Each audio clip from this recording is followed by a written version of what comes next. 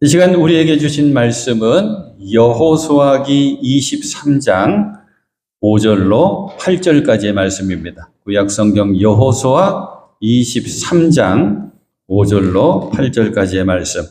우리 함께 주신 말씀 한 음성으로 봉독하십니다. 주 당신들의 하나님이 친히 당신들 앞에서 그들까지 마저 쫓아내실 것입니다. 주님께서 당신들이 보는 앞에서 그들을 몰아내실 터인데 그때에 당신들은 주 하나님이 약속하신 그 땅을 소유하게 될 것입니다. 그러므로 모세의 율법책에 기록된 모든 것을 아주 담대하게 지키고 행하십시오. 그것을 벗어나 좌로나 우로나 치우치지 마십시오. 당신들과 이웃한 남아있는 이 나라들과 사귀지 말며 그 신들의 이름을 부르거나 그 이름으로 맹세하지도 마십시오.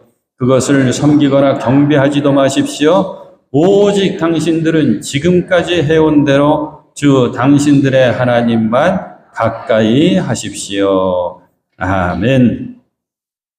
참 좋으신 주님의 은혜 그리고 평화가 여러분에게 임하시기를 먼저 빕니다. 오늘 예배도 변함없이 감사로 제물 삼아 드리는 우리 하나님 기뻐 받으시는 온전한 예배, 또 주님 예비하신 복과 은혜를 꼭 받아 누릴 수 있는 소중한 예배가 될 줄로 믿습니다. 저와 여러분이 그래서 우리 모두가 꼭 들어야 되는, 들었으면 하는 칭찬이 하나 있습니다. 한결같은 신앙생활. 저분은 참 한결같아. 어쩌면 저렇게 한결같이 신앙생활을 잘 하시지? 평안할 때나 어려울 때나 어쩌면 저렇게 한결같을 수가 있지. 누구를 대하든지 한결같으신 분이야. 또 하나, 오늘 우리가 들어야 되는 또 하나의 칭찬이 여기 있습니다. 좌로나 우로나 치우치지 않는 신앙생활. 저분은 좌로나 우로나 치우치는 법이 없어. 흔들리질 않아. 상황이 어떻든지 형편이 어떻든지 흔들리지 않아. 저분은 마음의 중심이 잘 잡혀 있어. 오늘 말씀의 제목은 그래서 마음의 중심입니다. 사랑하는 여러분, 우리 마음의 중심은 예수 그리스도 주님께서 중심이 되셔야 합니다. 그래서 생명의 말씀 중심이 되고 믿음, 소망, 사랑이 중심이 되어서 한결같은 신앙생활 하시는 여러분, 그리고 흔들리지 않는 신앙생활 하시는 여러분들이 꼭 되실 수 있기를 축복합니다. 오늘 우리들이 함께 읽은 본문의 말씀 여호수아 23장은 여호수아의 고별사입니다.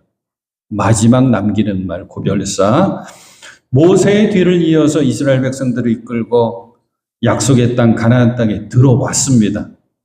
여호수아 이제 하나님 주신 사명을 다 마칠 때가 되었습니다. 백성들을 불러 모아놓고 고별사를 남깁니다. 1절 말씀 제가 읽어드릴게요. 23장 1절 말씀. 주님께서 주변의 모든 원수를 멸하시어 이스라엘에게 안식을 주신 뒤에 정복전쟁이 이제 거의 마무리가 된 거에 끝났어요. 오랜 세월이 흘러서 여호수아도 나이가 많이 들었고 늙었다. 마지막 24장까지 쭉 읽어나가면 이때 여호수아 나이가 110세입니다. 110세. 고별사가 뭐죠? 평생 내가 붙들었던 소중한 말씀, 그리고 꼭 전해주고 싶은 말씀, 그것을 사랑하는 사람들에게 전해주는 게 고별사죠. 여호수아의 고별사를 정리해 보니까 그게 세 가지입니다. 말씀 따라 살아라. 좌로나 우로나 치우치지 말아라. 그리고 오직 하나님만 의지하고 섬겨라. 저는 이 여호수아라고 하는 인물을 떠올릴 때마다 이런 생각이 들어요. 얼마나 부담됐을까? 얼마나 힘들었을까? 위대한 지도자 모세의 뒤를 이어서 사명 감당한다고 하는 것 굉장히 부담스럽거든요. 갈 바를 알지 못하는 양들처럼 이리저리 헤매이는 백성들을 이끌고 가나안 땅 새 터전에 들어가서 정착을 해야 됐었습니다. 이게 여호수아의 사명이었거든요. 그 사명 감당하기가 얼마나 힘이 들었을까, 얼마나 어려웠을까. 그래서 그런지 하나님께서는 여호수아에게 사명을 주시면서 귀한 약속의 말씀을 먼저 주십니다. 여호수아에게 사명 주실 때니까 여호수아 1장에 나오겠죠. 1장 1절 말씀 제가 읽어드립니다. 주님의 종 모세가 죽은 뒤에 주님께서 모세를 보좌하던 눈의 아들 여호수아에게 말씀하셨다. 그래서 하나님께서는 사명 주시면서 여호수아에게 한 약속의 말씀들을 많이 주시거든요. 제가 조금 정리해서 소개해 드릴게요. 자, 이제 모세가 죽었구나.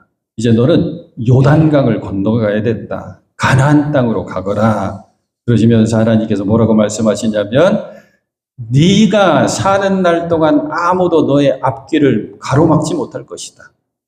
내가 모세와 함께 하였던 것과 같이 너와 함께하며 너를 떠나지 아니하며 버리지 아니하겠다. 여호수아는 이 말씀 붙들고 사명 감당한 거예요.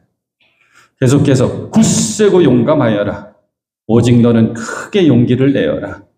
그리고 너에게 지신 모든 율법을 다 지키고 오른쪽으로나 왼쪽으로 치우치지 않도록 하여라. 고별사에 남긴 좌로나 우로나 치우치지 말라고 하는 여호수아의 고별사는 하나님께서 여호수아에게 사명 주실 때 주신 말씀이에요. 오른쪽으로나 왼쪽으로나 치우치지 않도록 하여라. 그러면 내가 어디를 가든지 성공할 것이다. 말씀을 성심껏 실천해라. 그러면 네 가는 길 순조로울 것이다. 성공할 것이다. 그리고 마지막에 이런 말씀 주셔요. 내가 너에게 굳세고 용감하라고 명하지 않았느냐. 너는 두려워하거나 낙담하지 말아라. 내가 어디로 가든지 너의 주 나 하나님이 함께 있겠다. 임마누엘을 약속해 주시는 거죠. 이렇게 하나님께서 사명 주시면서 여호수아에게 주신 말씀들을 쭉 고르고 골라보니까 한 문장이 남지요. 오른쪽으로나 왼쪽으로나 치우치지 말아라. 그러면 네가 어디를 가든지 성공할 것이다. 우리 개역성경으로 다시 한번 우로나 좌로나 치우치지 말라. 그리하면 어디로 가든지 형통하리라. 여호수아서는 이렇게 시작하는 거예요. 여호수아의 마무리는 평생 붙들었던 이 말씀을 백성들에게 전하면서 여호수아에게는 또 마무리가 되는 거고요. 아마 여호수아가 떨리는 음성으로 말했을 거예요. 110세가 됐으니까.